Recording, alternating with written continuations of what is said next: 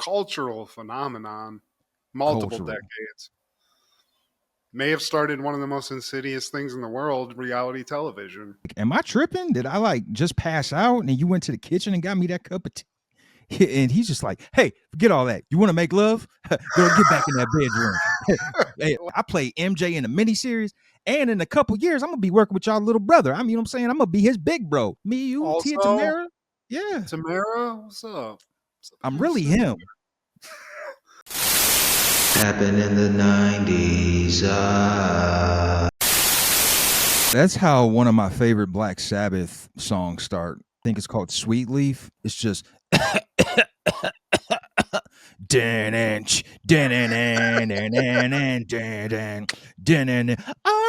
now. Damn, I need to hear that.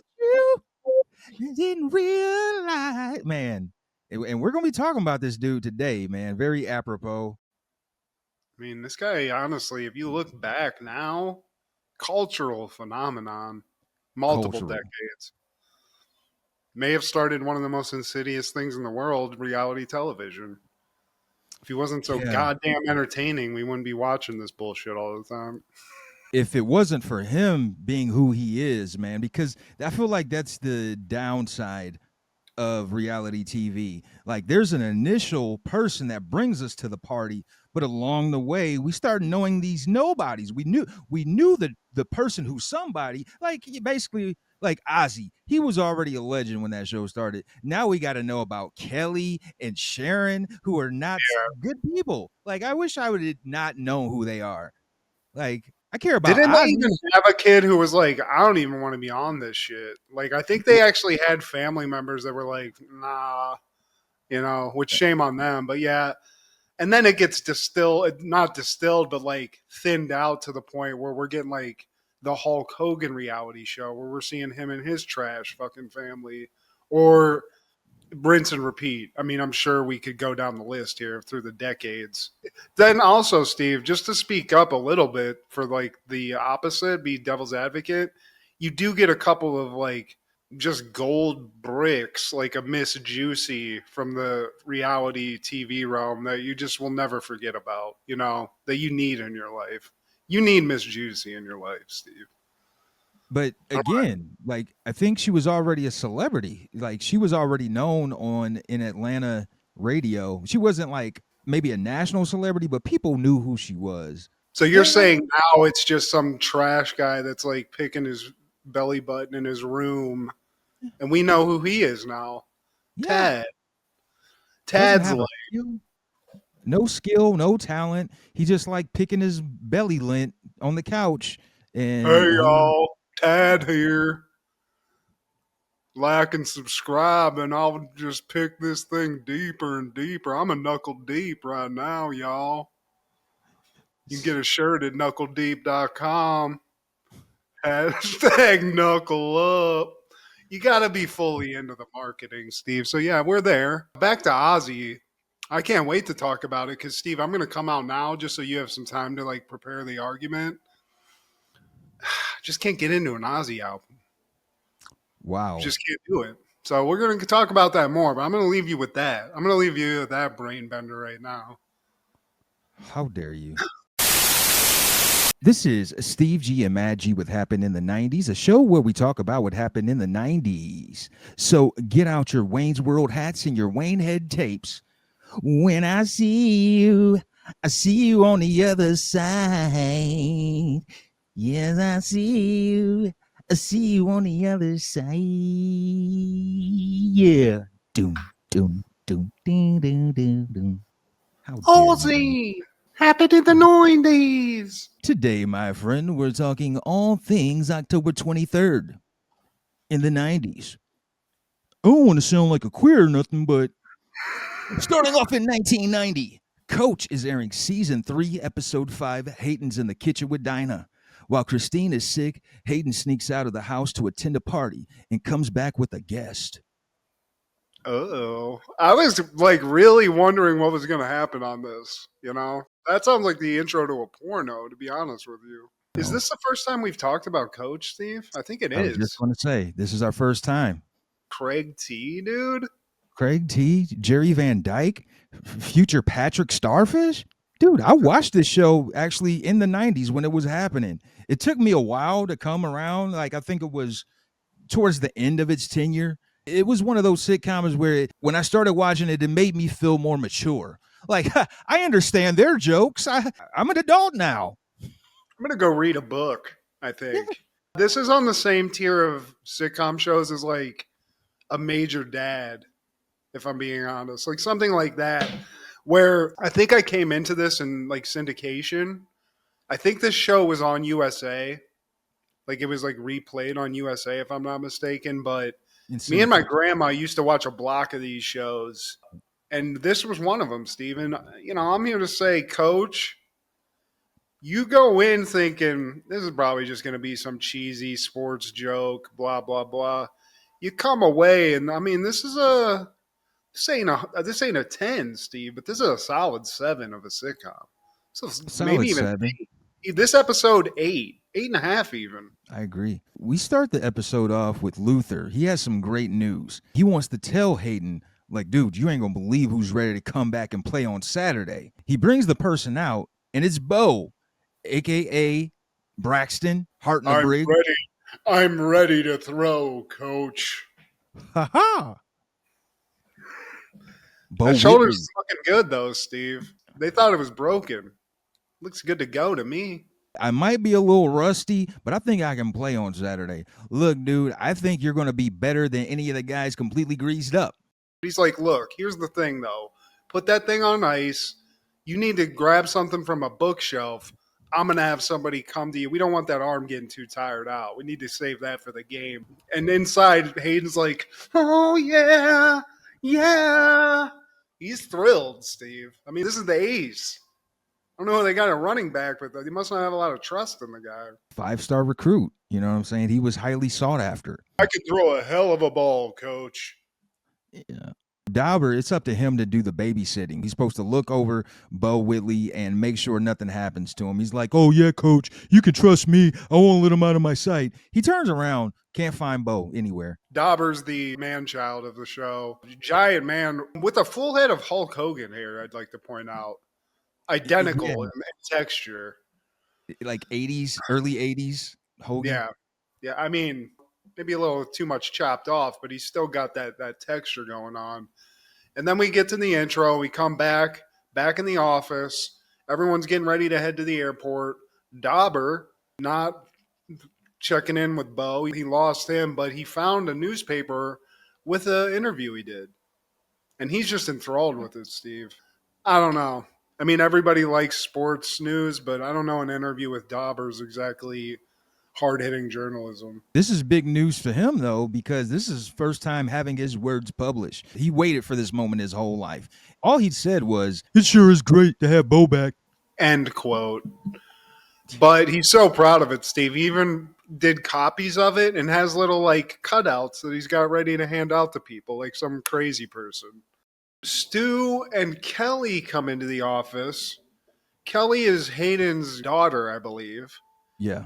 And Stu's her sort of like hippy dippy boyfriend dude. He's kind of a dip. We don't get to really know too much about him, but they come in and they're like, yo, hey, Hayden, while you're gone, let me get this cabin you got. Hayden's not some idiot. And he's like, okay, you're going to have a party? Is that it? He's like, fine. Of course, you can have a party. It's cool. Just, try to do something productive. Like, watch our game. Yeah. At least tell me what the score was when I get back. But cool dad also, Steve. You want to talk about a cool dad? He's like, yeah, you can have this $1 million cabin I got. Want to throw a college party? I mean, these kids don't look like they party that much, but, wine's a little hard to get out of carpet, They might just have a big smoke sesh, some bonfires, and some hacky sack tournaments. They're a big pot community. And what is this, Minnesota? Minnesota. I mean, you got to get baked in that cold weather. Yeah. Now, Luther, he's suggesting they celebrate and go to Chuck's Big Chicken. If they win this game, they go to Chuck's Big Chicken and then maybe go to a drive-in theater. You know what I'm saying? Do it up. Do the big one. And Hayden's like, can't you set your sights a little higher than some shitty-ass chicken in a damn movie? Clearly, Luther's just it knows what he knows, but he's like, look, man, like if we win, let's do it big. We'll stay there. We'll get a nice little hotel, get a steak, maybe get a couple of shrimp, whatever we can do. I'll stay with Christine. Maybe we can pull a three-way, and you two do whatever. But we're gonna party. Luther's like, yeah, maybe we should get a place at Chuck's Hotel right next to Chuck's Big Chicken. Well, how good is this chicken that they got a damn side hotel on the shit, Steve? Hey, I might heard want to they get kill. some of this, honestly. People kill over Chuck's Big Chicken. They're about to destroy Minneapolis, Steve. Whatever happens, there's going to be a lot of eating chicken bones and maybe some pussy juice just shellacked all over the place. If they do stay there, they get the breakfast too, Steve. The A little Continental. chicken breakfast. Continental at the chicken hotel. We cut to the next scene, and they actually beat Texas. And Hayden, he's on 10, Matt. He returns to Christine's spot, but Christine's sick. She can't join the festivities. Hayden's ready to turn up. Christine even says, like, it's okay. You can celebrate without me. But being the good guy he is, he's like, no, I want to take care of you. You're my lady. And she's just smitten. Oh my God, you're such a great guy. I'm so lucky to have you in my life, Hayden. I'm so lucky to have the best man in the world that's willing to take care of me because he's just a good person. Are you Jesus Christ? You answered I don't my know, prayers. right now. Yeah. So he's a good guy, Steve. Cut to 2 hours later. Hayden's in the living room. He's just not having a good time, Steve. There's no internet right now, so he can't just jay off. Yeah. There's always that. He's just got a little bit of cabin fever, though. And what doesn't even help to this is that he gets a knock on the door. Luther and Dauber show up, and they don't got chicken, Steve. They got chicken heads. Apparently, this guy that they apparently know, his name's Tom, and I guess he's a writer for the Vikings. Because of his connects, he knows where all the parties are in Minneapolis. He knows where all the shindigs go down, and he's got some ladies with him. Now, one of these ladies looked familiar, Matt. To be honest, these are both some sultry, seductive 90s ladies. And I'll say Dinah, that we get to know a little bit extra later, she looks like Christine, Steve. She looks like Hayden's girlfriend. So clearly he's got a type or has women attracted to him of this type. I don't really see any familiar faces, though. It's Dinah. She was in, I think, the last Quantum Leap episode, maybe the second to last Quantum. That's her, the crazy chick where she played the piano with Sam, and they used to be a singing duet. That's her. She got pulled into a body too, Steve. She's Dinah. One of them Dinah. dimes that fucking Tony the Vikings guy. I love this too. They're like, yeah, how are we even gonna get in? And the guy's like, yeah, but Tony's gonna get us in. Tony's like, no, I can't get us in, but Dinah, she's gonna get us in. So Dinah, she's like the what was that chick's name? Superhead? That's Superhead of Minneapolis, Steve. The Karen Steffens of Minnesota. But Hayden, he's like, man, look, my woman, I got to take care of her. As much as I do want to go, I got to sit out on this one. But they egg him on. He's trying to justify his actions. Like, you know what? I need to clear my head for about an hour. Why don't you guys come along? Yeah, she's going to be asleep anyway. And it's like, me being here is actually worse for her because she might even worry about that and this, that, and the other. 1 equals 2 plus 3. I'm at the party. Let's go, guys. Tony, let's do something terrible. I never asked for this great guy label, anyways. But yeah, I love that though. He's like, I didn't ask for this. Yeah. I'm not this guy. What's great guy? I'm sorry, I've set the standard so high. Let's go, guys. In the next scene, Hayden returns from the Vikings party with Dinah, who apparently lost her earring at the place. I don't know, like, how long y'all were there for y'all to lose your earring, but even she says it wasn't that expensive. So, bitch, why are you here? Say less. I gotta go to bed. Here's my thing. She should have stayed outside, right, Steve? Yeah. Thinking Hayden just was like thinking he was about to make a bad choice for 1 second, but then he realized. And he's sitting there on his hands and knees trying to find this fucking Claire's earring that's worth like $1. He's like, God damn it. what the fuck this shit, my real situation up. He wants to kick her out, but Steve, he's a good guy. And then all of a sudden, Dinah, she's like, oh, I'm just feeling a little faint. Can I get a cup of coffee? And he's like, yeah, let me make it. It's like, I'm a good guy, Steve. I'm a nice guy. But at this point, I mean, now we got Uber and stuff. This is not a problem at all. But back then, I'd be like, yeah, there's coffee in the lobby. Right. Have a good evening. Just down the street, there's a Texaco. And Yeah. being the nice guy, he's just like, look, if you're dizzy, there's no way you can drive. I'll bring you some coffee. And then while that's happening, Christine comes out. And all she wants was a glass of water. Hayden stops her from going in the kitchen, like, oh, no. Don't worry about it. You know, go back to the bedroom and I get you a glass of water. You know what I'm saying? I'm going to come back and do my thing. Whatever you do, don't look anywhere near the kitchen because he had pushed Dinah. He just facialed her right into the kitchen, Steve. Yeah. He stiff-armed her. Sorry. Stiff-armed is probably a better terminology being a football coach. But he's playing this whole game right now, Steve. He's riding this razor thin wire where Christine could come out and figure this out, but he gets her some water. He gets this chick. He's like, look, you good to go? All right, you good. He tries to rush her out and she's like, look, I don't have any money. I'm a broke bitch. You know what I'm saying? My pussy pays for everything. To get in the parties, to get in the clubs, to get in the bars. But he's like, oh shit. All right, here's $100. Now shoe fly shoe. She's like, you really are a great guy. That's a crazy perspective for the woman to say because she's getting pushed out of an apartment with a hundo. You know, I mean, I guess he's a good guy, but you know what, Steve? He tried his best.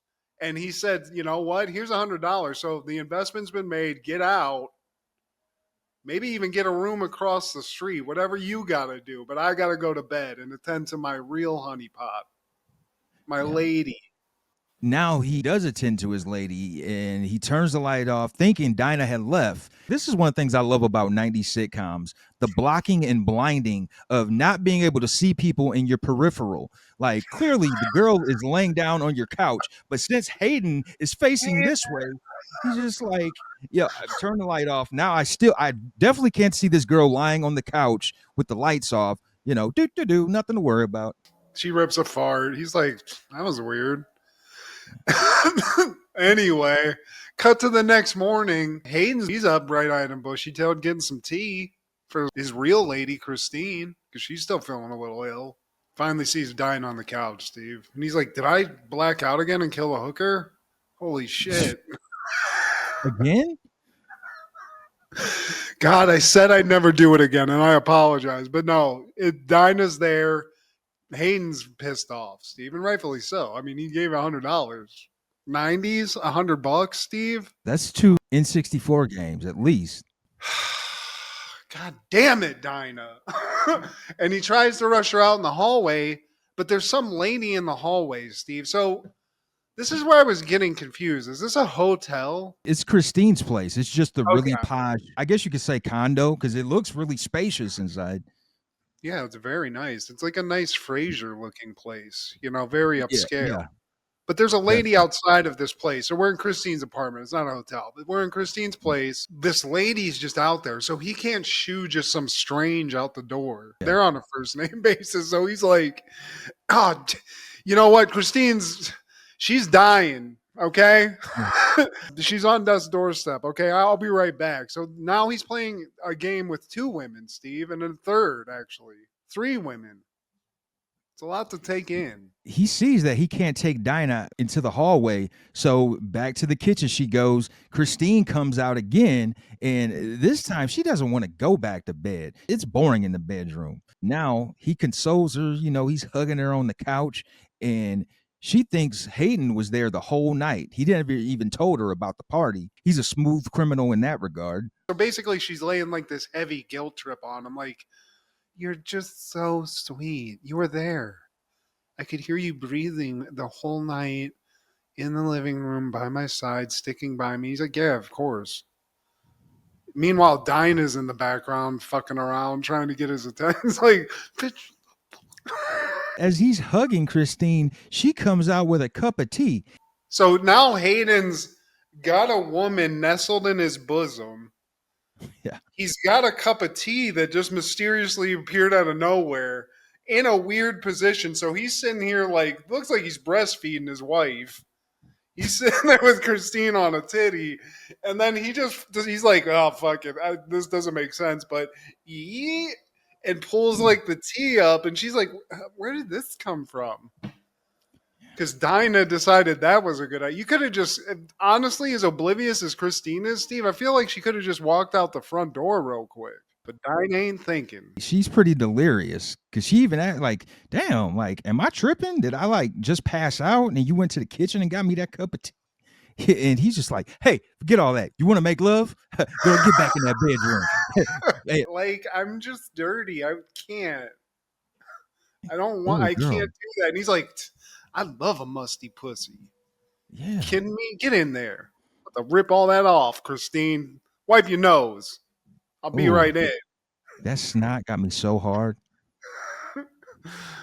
She's now gargling. Christine goes in to do a little gargle. And I appreciate that, Christine. Thank you. Hayden's just like, get the fuck out of here. All right? Get out. But Dinah is just a fucking problem, Steve. I really think she's trying to create an issue. Christine's ready to go now. She's freshly gargled.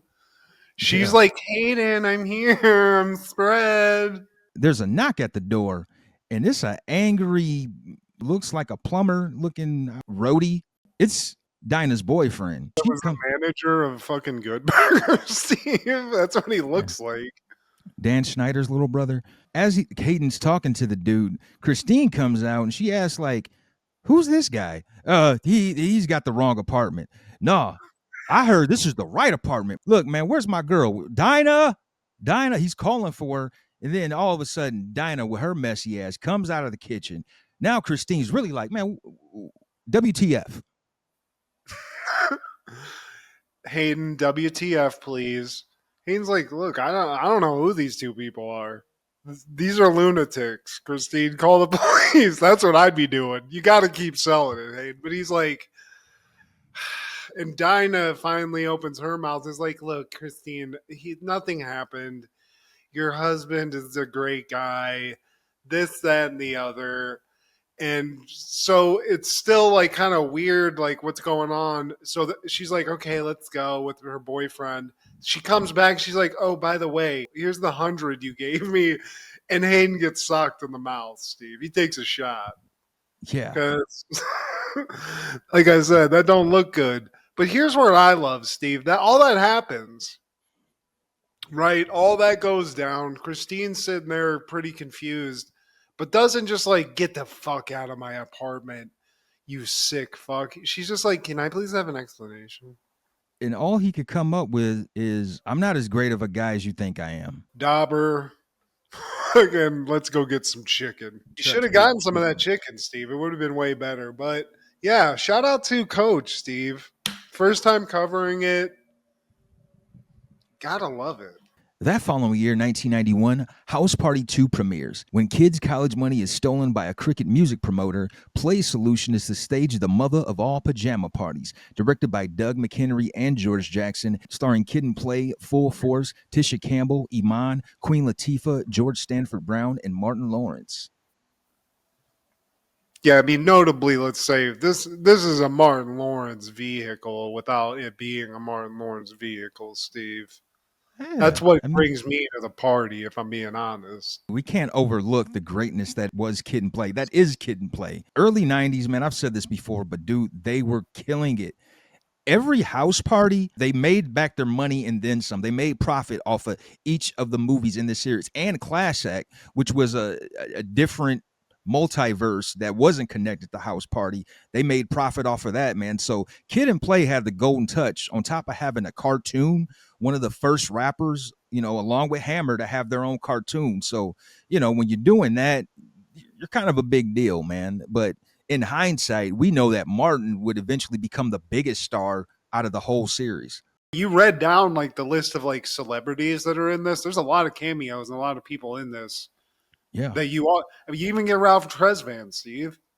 You get a fucking live Ralph Tresvant concert, really, at the party. And Tony Tone. The Pee Wee gang. I don't like. I love that they get jobs as security guards at a college. Though it's that easy, Steve, to be a rent a cop. They were played by Full Force, who were a known R&B group. Pretty good singers, by the way, man. The first person I think of is Bow-Legged Lou, who played Pee Wee. He was kind of like the centerfold, or the not the centerfold, the centerpiece. Whoa, I hope there's never a centerfold of Whoa, Bow-Legged that's why Lou, they call them bow-legged peewees. the human tripod. But he was the center point, the yeah, you know what I'm getting at. I get But it, Steve. Oh, he was full force, if nothing else. But is it as good as the first one? I don't think so. But it's got a lot of good shit in it. I feel like this is one of those series where things got better. First one, it's a classic, but I thought this one was a little bit better. You got Queen Latifah, you got Iman, who's always been hot, Tony, Ralph Tresvant, and they actually have like two villains in this. Of course, Full Force, and then this other guy who is, I guess, an assistant of the dean. If it's a college movie, you have to have like an evil dean or some kind of faculty that's against them. So it has to be a guy who's like, I can't believe this. He's got to have that vibe. So, I mean, clearly, I was never a huge house party guy, but I do agree. This isn't a bad movie at all. And you get a great Martin Lawrence appearance too with the Yeah, whole shebang. So, I don't know, Steve. It's not one of my huge favorite movies. I like Kid and Play. But yeah. as far as a movie go, I mean, you do way worse than this. We've covered some way worse than And this, it but is funny. As far as like acting musicians go, I mean, I know there's been a lot, but they definitely like for their time and for what they did, they didn't put out like shitty movies. Like they had like talent doing what they were doing. in Queen Latifah, future Oscar winner, I don't know. She might be one award away from the EGOT. I think. I mean, she's done so much, I'm but it is saying. crazy like to see her in these like early '90s movies, like knowing like she had to get her start somewhere, like this Juice and shit like that. On that same day in 1992, Dr. Giggles premieres. A madman who believes he's a doctor comes to the town where his crazy father was killed and soon begins murdering people and becoming infatuated with a teenage girl who has a heart condition. Directed by Manny Cotto, starring Larry Drake. Yeah, did you watch this? I did. I don't know if this was intentionally a comedy because I I wasn't think scared. it is a horror movie, but I think when I watched it again, I didn't fully watch it, but this was like one of those movies I get from Video Connection and when I had a party and we'd all like sit and like make fun of it. I think it's that. Like it's kind of like in on the joke. It's not a spoof necessarily, but it definitely has its like comedy. I don't know how to say that better. Maybe unintentionally funny, but I think it's a comedy. It's been frequently listed as one of the most unintentionally funny movies, despite the fact that it was written specifically to be funny. So there's that. Larry Drake, I forgot he was the guy in Darkman. I don't know if you ever Yeah, saw this that. guy was in some shit. He's been in like other things where he plays a creep, but he just has like a fucked up like he's a good ugly actor, His face makes him look evil. Yeah, and that's the thing too. It really bothers me his look. And I don't know if you remember this one goofy looking child actor in the late 90s, the early 2000s. And it would piss me off seeing him in commercials and shit. Cause it's like, I thought being a successful kid actor, you're supposed to be cute. He was in Even Stevens. His name was Beans. And if I showed you what he looked like, you'd be like, oh, I remember that ugly kid. So Okay. Larry Drake looks like a cross between that and that viral meme where the kid's like He has like sausage lips. Like he has like weird, like meaty lips. sausage. I don't know how to explain it better. It looks like he got Botox in the '90s because he has like Vienna sausages for lips. He's got some Johnsonville lips. Seriously, dude. Fucking, Mr. Eagles, that's Johnsonville Browns. fucking. Seriously, that's what's off-putting. It's his like mouth and lip area, which is probably why he got the job as a laughing like doctor psychopath. But yeah, that's my description of him: sausage lip psychopath. Steve, you I love that. you Bob Evans mouth motherfucker. Hey, Jimmy Dean, fucking close him. Oh my god. Eckridge Farm face having ass motherfucker. Oh gosh. And oh, Mark from Roseanne. He was like the love interest of the main girl. His name Glenn Quinn. Okay, yeah, and also isn't Dougie Doug in this? Yeah, he's in this. Dougie Doug from Cool Running. He was, of course, one of the first fatalities. Yeah, I mean, It was. Yeah, I mean, yeah, man. You there's know the two rules of black '90s. people in this, and they both die pretty quickly. I feel like maybe the cop made it a little longer, but He made it to the end of, and that guy, I think his name's Keith Diamond. I remember him from the Drew Carey show. In the later seasons, he would be one of his coworkers in the office. But yeah, man, you know how the rules go in '90s horror movies. The blacks gotta go, gotta go, yeah, gotta go. that's actually number like 3 rule. You know, there's like you gotta show some titties. There's a couple other ones, but yeah, I've this is in that pantheon of '90s horror movies that they were making like this. There was the one where Clint Howard played like an ice cream man who was killing people. That's great. That we should probably watch. They were throwing stuff at the walls, Steve, and sometimes it stuck, and sometimes you got Doctor Giggles, and you just got to laugh about it. And this is one of those. On that same day in '92, Zebrahead premieres. A white hip hop loving teen falls in love with a black girl. Directed by Anthony Drazen, starring Michael Rappaport, M. Bush Wright, Kevin Corrigan, and Ray Sharkey. I'm not a fan. I mean, there's things to like about this movie, but this movie pisses me off, Steve. It was frustrating to watch, man. I will say this was the first feature film that Michael Rappaport and M. Bush Wright would be in. The thing that really bothers me is the main like villain guy. He has this hard on. He's just really pissed off that Michael Rappaport is dating this black chick. And to the point where he's at the roller rink, pulls out the toolie, offs the guy in public in front of other people, and he never gets arrested. He like assaults Ambush, He right? comes back to the chick afterwards when he's on the run, like, bitch, I could kill you too. And then just leaves. I was like, this is a crazy, like, that is a crazy move. You just had to, like, you were like, I need to get the point across real quick. And then Dude, I'll leave. can we see this fucker get arrested?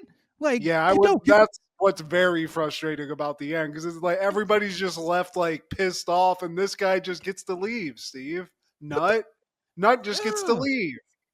Oh, Nut like just busts out. Just like I damn that. near threw my shoe at the TV. But like the interracial love stuff, like I'm married to a mixed race lady, gone through this, dated black chicks. So some of this stuff, like I get from like the white guy perspective. This is a little intense. It wasn't like this for me. It was just like more of like the one thing I would say that I've heard when I used to go out on dates with chicks that the mom says when Michael Rappaport takes her daughter out for the first time, she's like, what is this, some kind of fascination? Or like where it's almost like a fetish or curiosity that you have. Yeah. I had ladies tell me that where they were like, is this some kind of like weird thing that you're just trying to like see if you like? And you got to get past that. But that was one accurate thing. But other than that, like you said, like it's so fucking frustrating. And there's a lot of like the typical '90s, like this type of movie archetypes that were in it, like the militant black kid that's like constantly Yeah. pointing out like that kid, his best friend. I think his name's D.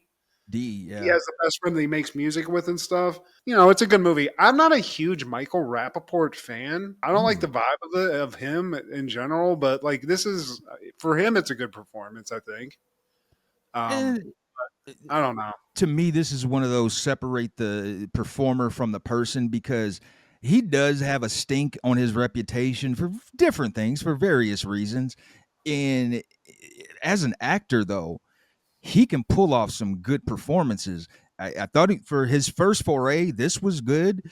Yeah, Higher Learning, he was very convincing. Like you wanted to like hop in the screen. That was just as frustrating.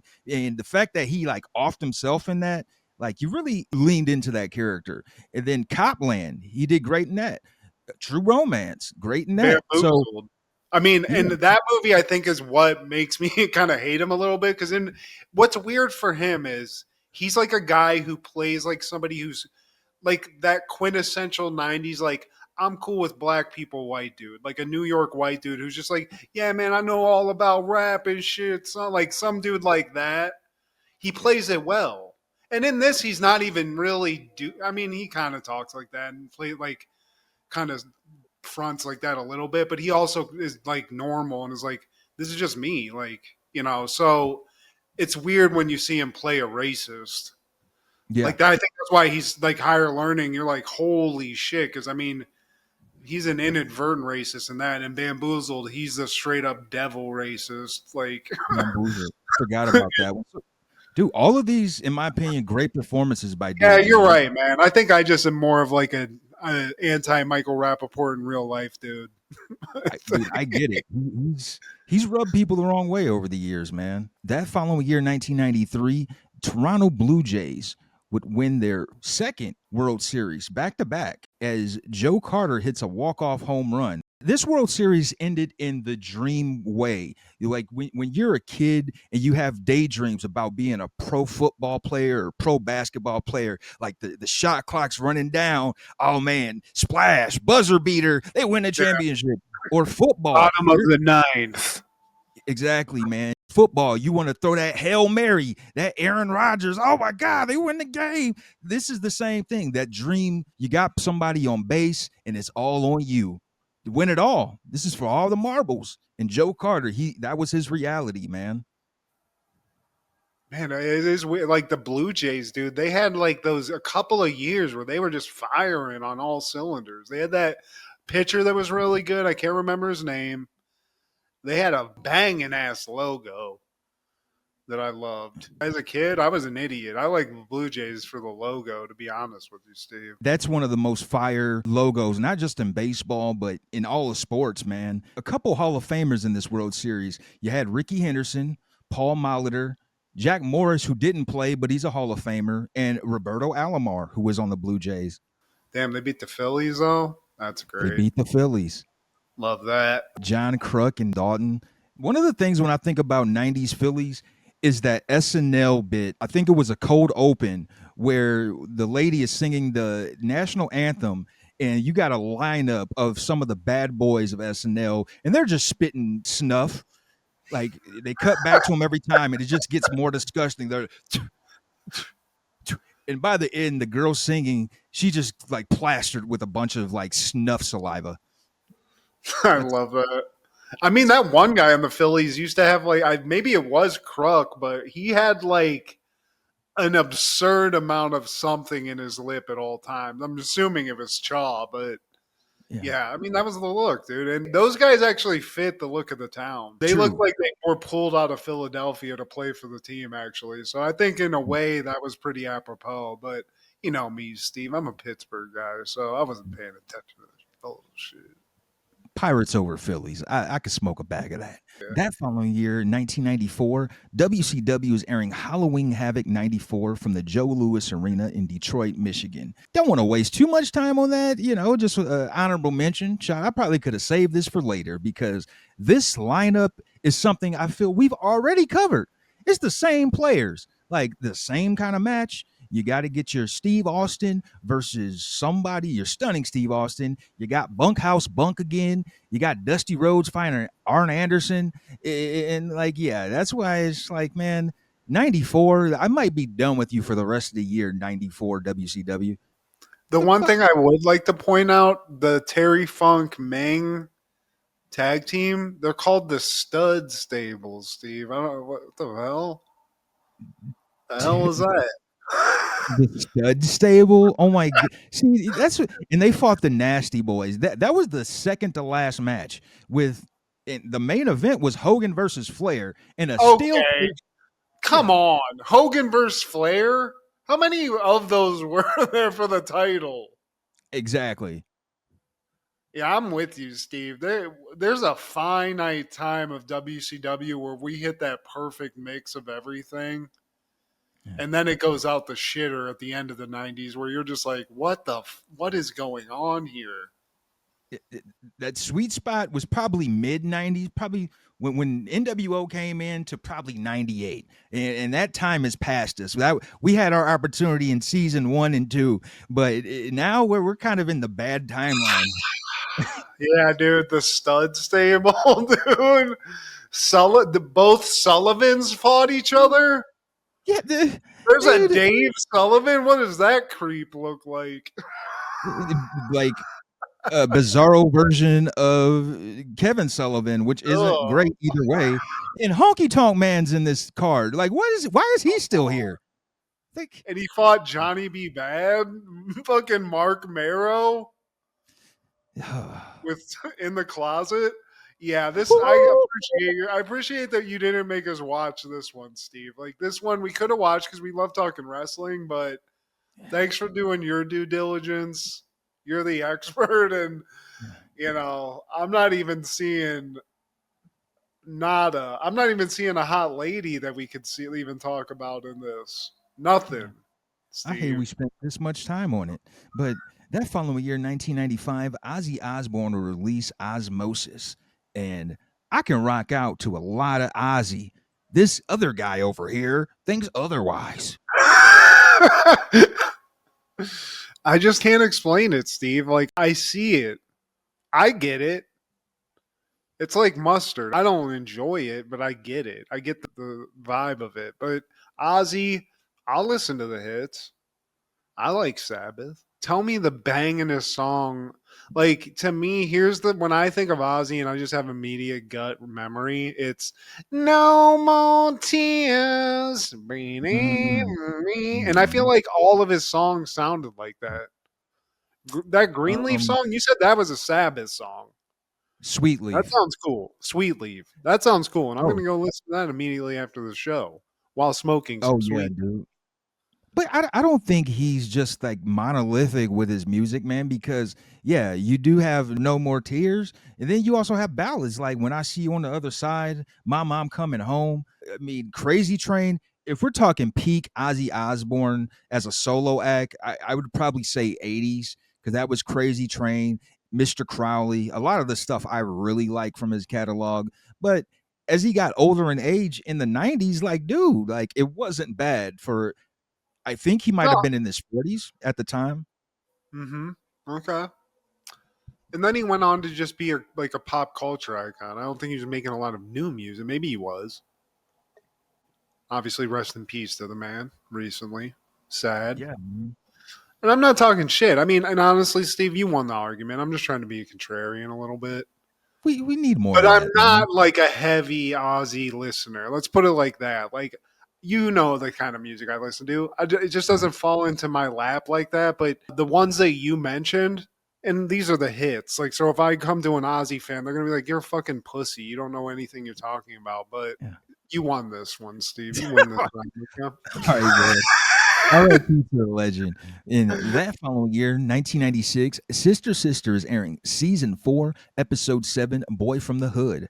Tamera falls for Tia's childhood friend, Darnell, who's all grown up, running with a fast crowd. Oh, Darnell. What's up? It's the smoothest kid I've ever seen, Steve. Oh, yeah, man. It's Darnell.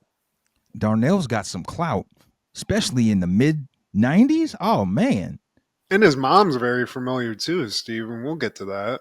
And he's the talk of the bedroom when we open this one up, Steve. It's Tia's friend because they didn't always know each other. So Tia's got some separate friends that Tamara's never met. But Tia's just been Darnell this, Darnell that. Tamara's over it. I got plans. I don't give a shit about this scrub. I've had it up to here hearing about some damn Darnell. F some Darnell. Stop telling me about some Darnell. She even tells her that Patrice is Darnell's mom. Her and Lisa, they were like besties. You know, they did everything together. We stayed at each other's houses. Even me and Darnell, we dry humped in 5th grade. So, you know what I mean? We go back, Corey and Topanga style. Best of friends.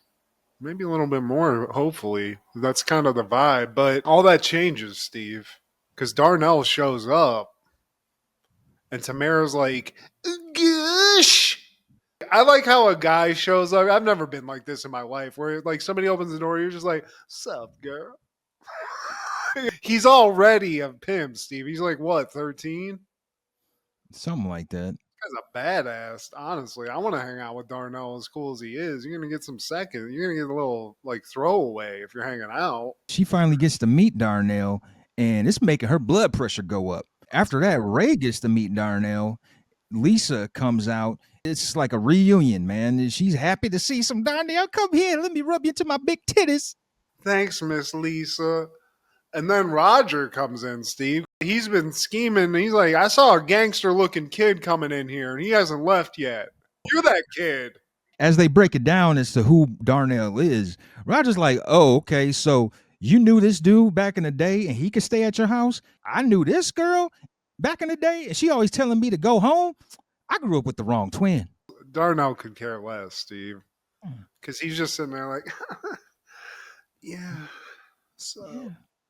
Got a hater in the house. You know what I'm saying? then we cut to later, and we're in the kitchen, Steve, and Darnell's talking to Tia. I mean, they're clearly friends, Steve, but he's like, man, I get all the chicks, man. I got hundreds of women. Atlanta, I got a whole harem. You know what I'm saying? Like, better ask about me. I'm Simba. I did the singing part. JTT, yeah, he did the talking shit. I did the sing. They needed me to make that happen. The magic. You know what I'm saying? I played MJ in a miniseries, and in a couple years, I'm gonna be working with y'all little brother. I mean, you know what I'm saying? I'm gonna be his big bro. Me, you, Also, Tia, Tamera. Yeah, Tamera, what's up?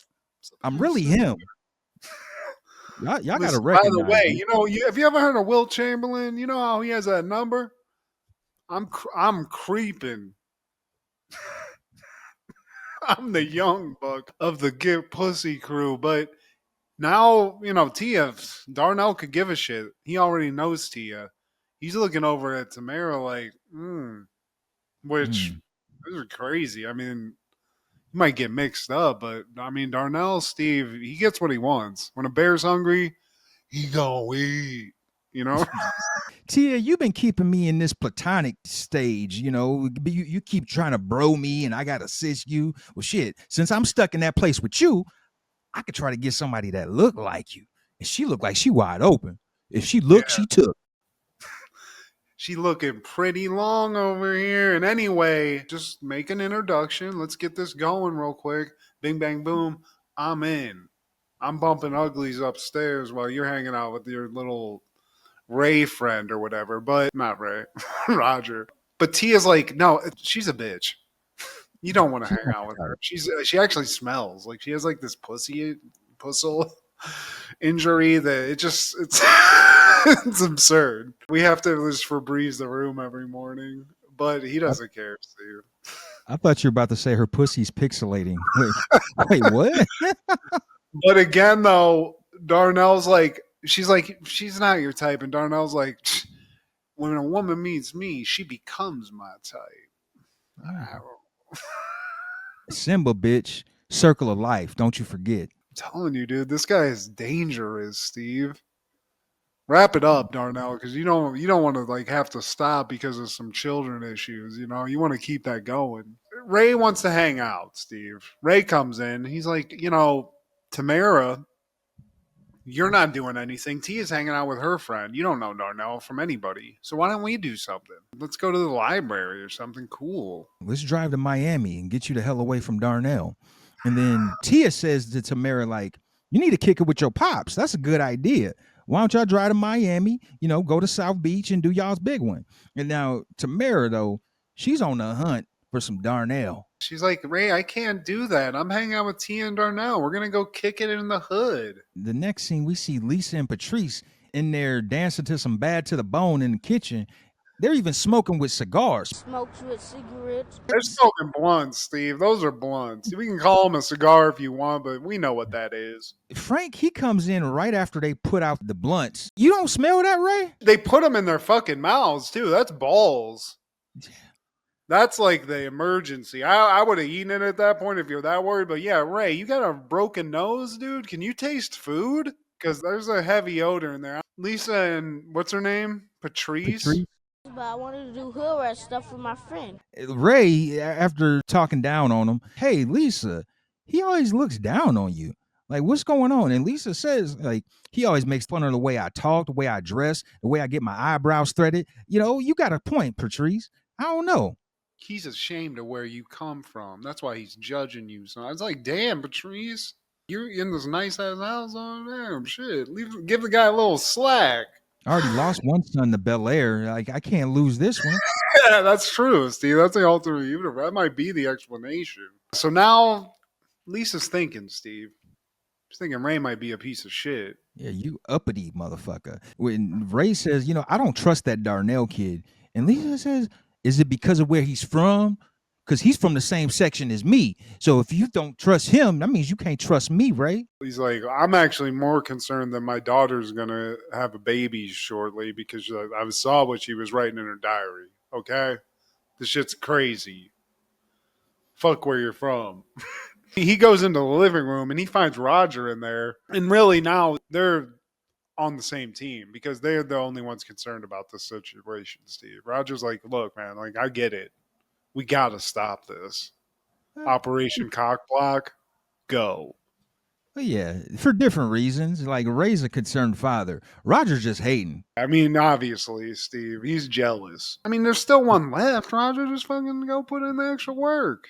Tia's sitting there, pissed off, help her out. But I guess this is helping her out. The girls are out with Darnell. They return home. I guess Darnell took them to his old hangouts.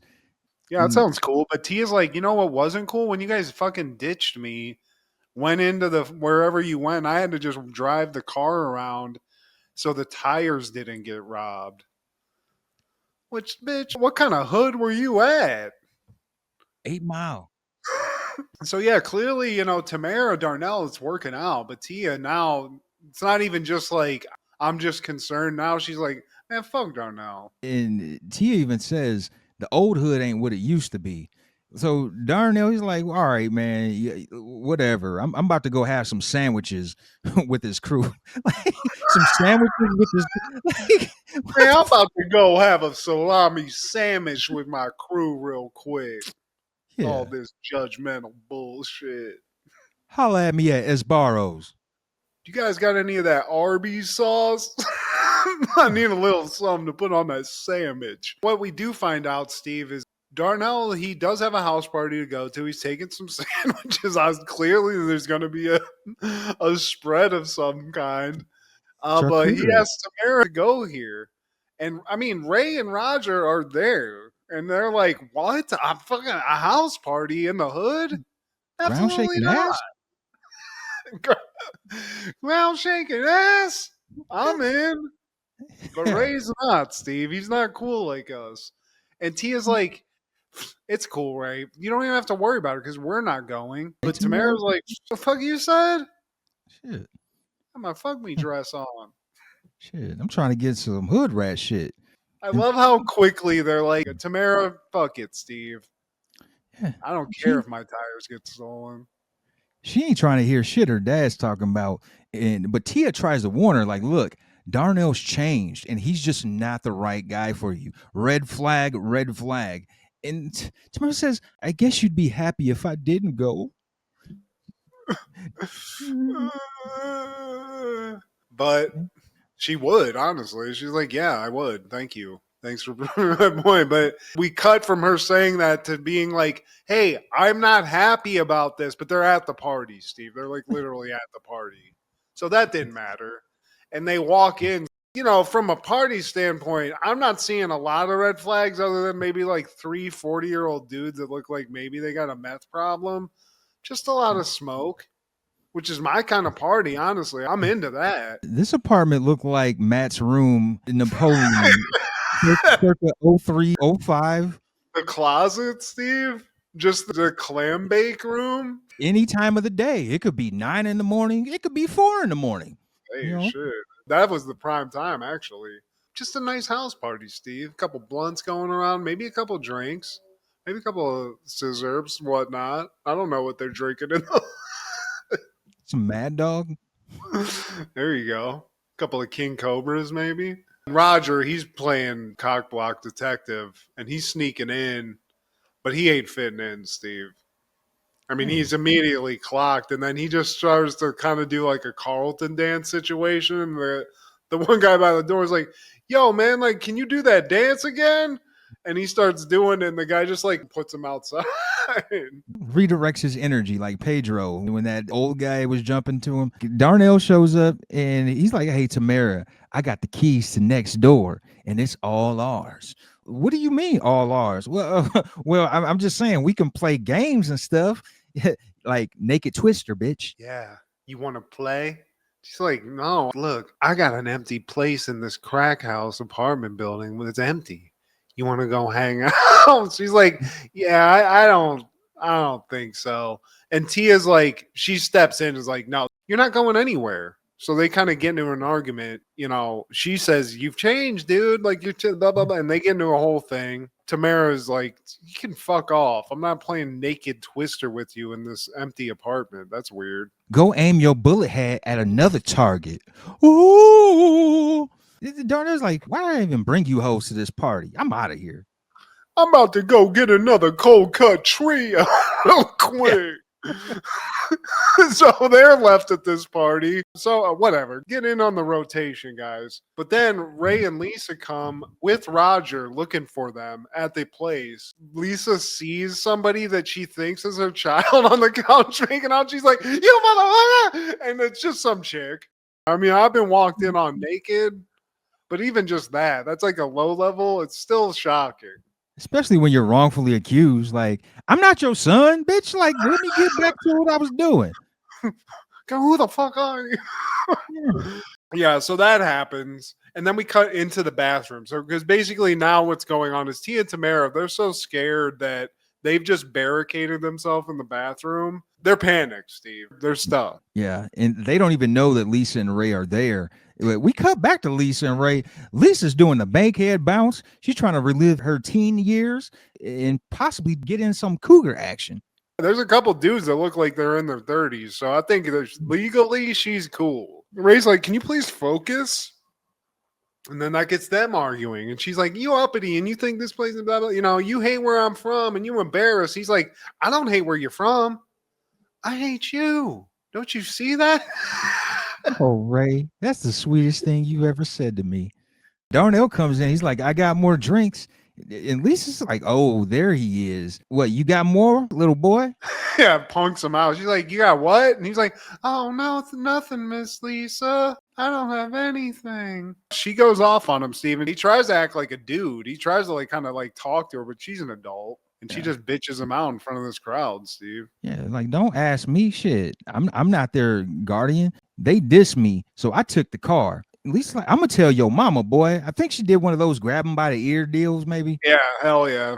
Never happened to me, but yeah, it seems pretty effective. But then they go into the bathroom to talk to Tia and Tamera. They're okay, Steve. They're fine. They're going to get back to the suburbs. Everything's going to be okay. Tamera, she apologizes to her dad, but at the same time, she pulls a reverse Uno. Like, look, you were supposed to be there and protect me. Like, you weren't supposed to let it get to this point. She's like, wait, hold up. I'm supposed to be pissed. How you going to turn this on me? I'm pissed now. Yeah. What? Wait. Yeah, I'm doing the math. And Lisa adds, you know what? You need to let these kids make these mistakes and not be this like helicopter around them all the time. They're getting old enough. Let them fall down a little bit. Let them figure this stuff out. They did the right thing. And so clearly she's right. But I do like that. That's what I liked as a kid. When you had the ability to sort of like, you got old enough to turn it around a little bit, where you're like, what about you? You can represent yourself in those cases at this point. Like, yeah, I learned vocabularies and stuff. I could read and shit. But it does eventually make sense to Ray. He's like, you know what? Okay. But that doesn't mean you're not going to be grounded for a year and a half. Yeah. You know, whatever that is. Tamera says, like, well, look, if you're going to like take me out of this adult like party, like that's punishment enough, right? That's embarrassing. It's like, yeah, nice try. They get out of the bathroom and they see that the place is completely empty. Roger, he's there. He's like, well, where did everybody go? He said, like, man, I don't know, but I think they all went to the Texaco station. I think they're getting a meatball sub, like some kind of party sub or something. Darnell was hungry, said he didn't eat enough Jimmy John's, but that's it, Steve. They make it out of the ghetto. Maybe Roger can get a little roach out of that ashtray for later. You know, do some bad kid stuff back in the suburbs. Yeah. where it's safe.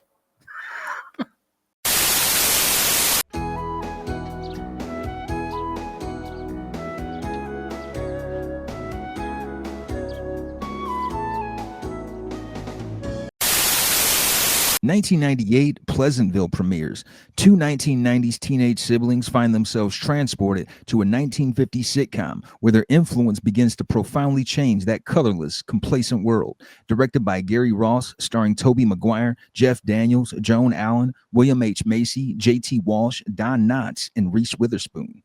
I don't know how you feel about this movie. I think this is kind of like a sleeper. I enjoy this movie. I think there's a lot to like about it. It's not the most exciting, but I think it's a cool premise. Oddly enough, huge special effects movie.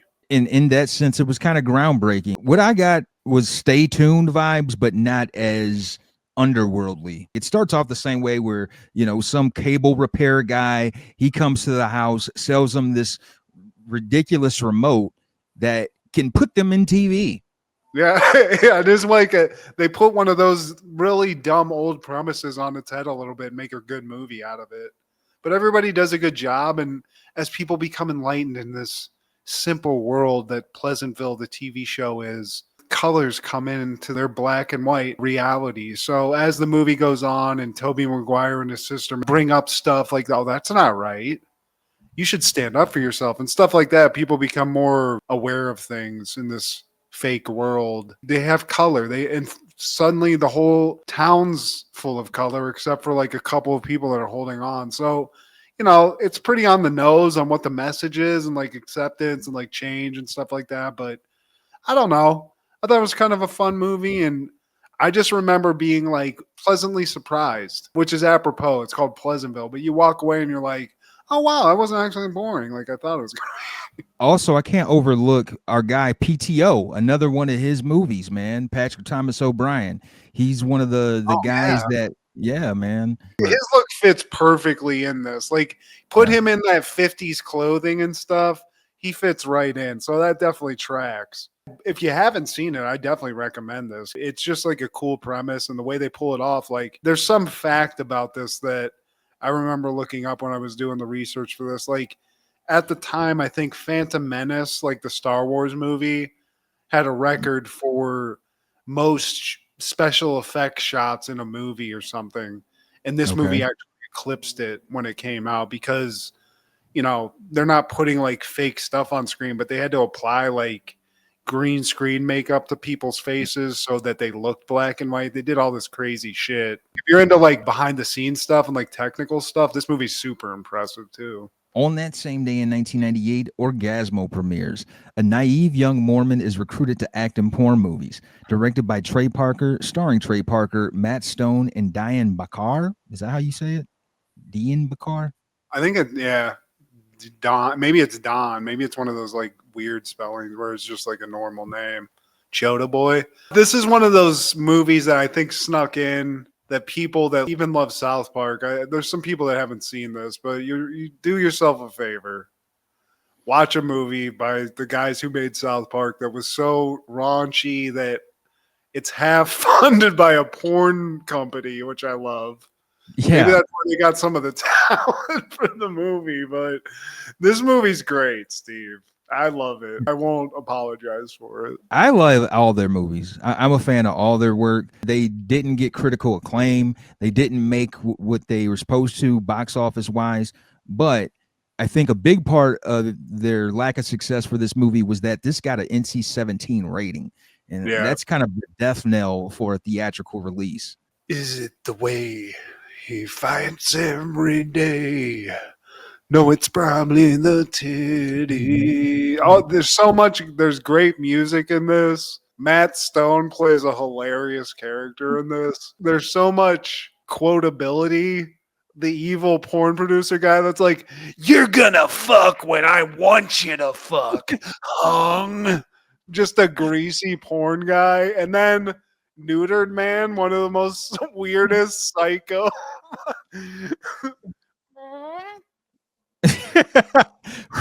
Ron Jeremy's in it. Yeah, dude. The ass fuck twins are in it. Fun fact, Steve, the fat porn star T-Rex that is in this, the one that's like, you're gonna fuck me or I'm gonna make you come. The big one. They were gonna actually get like a fat porn star at the time who had, I gotta look it up because she had a hilarious name. Earthquake. Earthquake. But they Yeah. couldn't use that person because she lost too much weight. So they Yeah. found whoever played T-Rex, it was infinitely better. I think that was a blessing in disguise because who plays T-Rex is insane. And if I'm not mistaken, Earthquake was a cross dresser.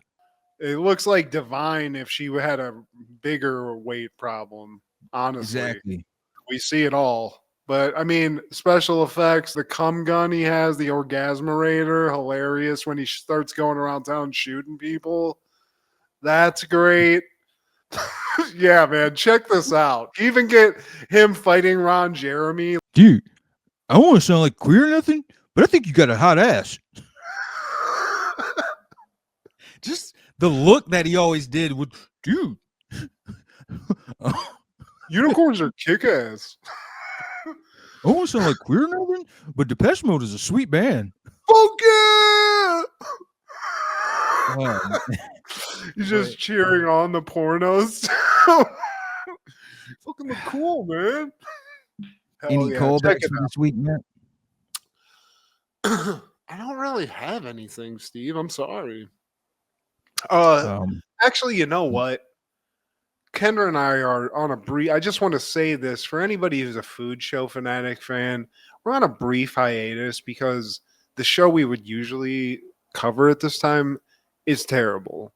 They've made some cuts. Food Network slashing the budgets on some things. So we're gonna come with a few specialty episodes coming up, just about our favorite foods and stuff, until we get to a place where we can talk about a good quality show, and we'll get there. But yeah, Food Show Fanatics, it's gone temporarily, but not dead. So don't worry, Fanatics. We'll be back. How about you, Steve? All I got really is Family Matters. They're airing the episode #1 with the bullet, and that's the one where Carl gets shot in the ass, and he has to share like a operating room, a ER with Steve. And also, yeah, 1990, Roseanne is airing Becky, Beds and Boys. And speaking of Mark, this was the debut of Mark, the first time we see him. And he's the typical bad boy. The parents hate him, and he doesn't care. You can't separate me from Becky. One of those deals. And Shut up, Mark. 94, Pete and Pete is airing X equals Y, and that has cameos from Steve Buscemi and Janine Garofalo. Hell yeah. Hell yeah. Probably a banger because they all are. Check it out. But please like, share, subscribe, and comment. Please tell your sister that I'll see her. I see her on the other side. Check out Food Show Fanatics as well as Crushgasm every Wednesday with Kendra G, our guy Clark the Shark on Podcastle, and Wrestling with Ronzilla on TikTok. This is Steve G and Matt G with Happened in the 90s. Matt was the fat kid, Steve was the flat kid. Life wasn't always great, but you know what was? The 90s. Happened in the 90s. Yeah! It's probably the titties. Now you're a man. A man, you're a man. Now you're a man.